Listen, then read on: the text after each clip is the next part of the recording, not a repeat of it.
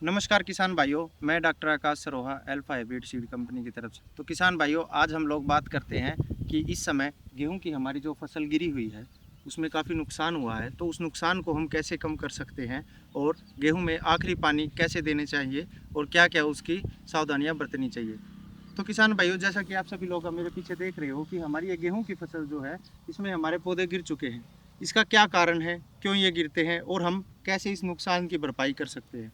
किसान भाइयों, जब हम आखिरी पानी देते हैं तो ज़्यादा पानी देने के कारण भी हमारे गेहूं की जो फसल होती है वो गिर जाती है, या फिर ओलावृष्टि और बारिश के कारण हमारी गेहूं की फसल जो है वो गिर जाती है।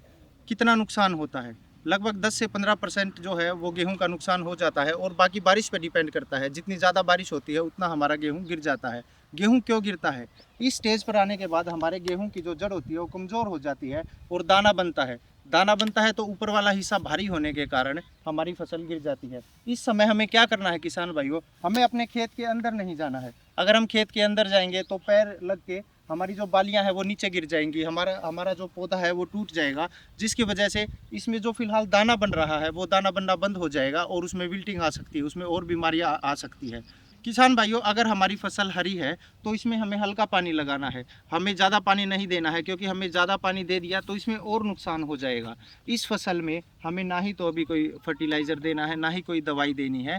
बस हमें इतना ध्यान रखना है कि हमारी जो ये फसल लगी हुई है ये पूरी तरह ना गिर पाए और इसमें अच्छे से दाना बन जाए। अगर इसमें अच्छे से दाना बन जाता है तो वो भी स्वस्थ दाना होगा, जो कि हमारे खड़े गेहूं में होता है। इसी तरह से हमें क्या क्या सावधानियां बरतनी चाहिए? एक तो हमें हल्का पानी लगाना है। हमें अपनी गेहूं की फसल की जो कटाई करनी है वो हाथ से मैनुअली करवानी पड़ेगी। अगर हम कंबाइन से कटाई करवाते हैं तो ये जो हमारे पौधे हैं जो गिरे हुए हैं ये अच्छे से कंबाइन में नहीं आ पाएंगे और ये नीचे रह जाएंगे, जिससे हमारे दाने फसल खराब हो जाएगी।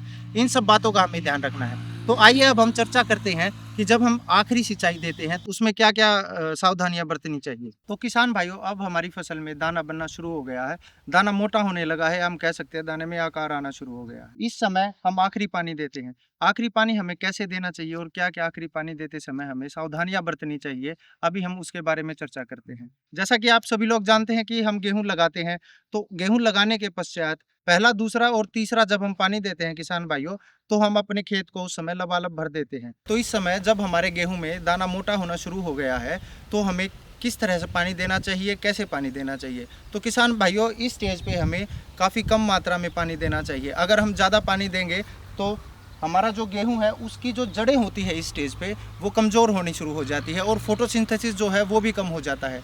ये जो हम पानी देते हैं ये सिर्फ इसलिए दिया जाता है ताकि हमारा गेहूं मोटा हो जाए।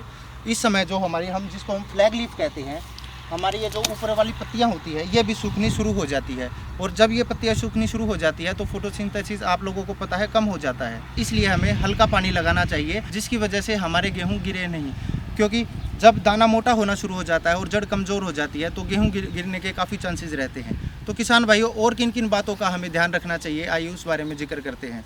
ना ही तो हमें कोई फर्टिलाइज़र, डीएपी, यूरिया, पोटास, हमें ऐसा कोई भी स्प्रे नहीं करना है। अगर हमारे खेत में कोई कीट आ जाती है, बीमारी आ जाती है तो उसका हम स्प्रे कर सकते हैं, लेकिन हमें फर्टिलाइज़र का कोई स्प्रे नहीं करना है। अगर हम अच्छी पैदावार चाहते हैं और हम चाहते हैं कि हमारे गेहूँ ना गिरे, इससे क्या होगा, इससे हमारा दाना काफ़ी अच्छे से मोटा हो जाएगा और गेहूं की जो पैदावार है वो काफ़ी अच्छी आ जाएगी। हमारा गेहूं गिरेगा नहीं और स्वस्थ रहेगा।